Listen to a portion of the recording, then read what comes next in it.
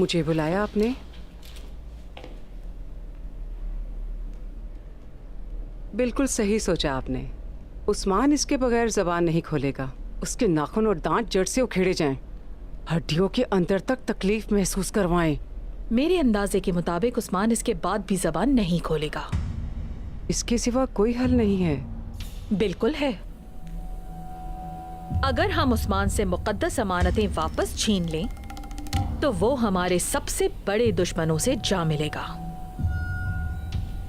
उस्मान जैसे इंसान को तकलीफ से तोड़ा नहीं जा सकता। अगर उस्मान अदालत में पेश हुआ तो हाकिम की मौत मशकूक हो जाएगी। आप इजाजत ना दें। उस्मान अदालत तक पहुंचेगा ही नहीं, जिंदान से फरार हो जाएगा। क्या उस्मान को हम फरार करेंगे? नहीं, उसे मदद की जरूरत नहीं।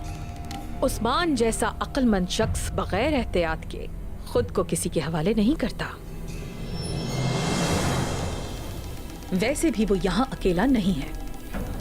उस खजाने को तन्हा चुराना मुमकिन ही नहीं था। यानी वो वारदात के लिए यहाँ अकेले नहीं आया था। इस पूरे जाल का सिरा ढूंढने के लिए और मुकद्दस अमानतें हिफाजत से हासिल करने के लिए जिंदान से भाग जाने में उसकी मदद करनी होगी हमें। हेलेन, इस काम के लिए फौरन थियोक्लेस को बुलाओ। ये काम वही कर सकता है। बहुत खतरनाक है ये बात। अगर उस्मान उनके हाथों से बच गया तो आप याद रखिए हमें मुकद्दस अमानतें कभी नहीं मिलेंगी। आका यानीस के गजब से बचने के लिए हमें कुछ तो करना होगा।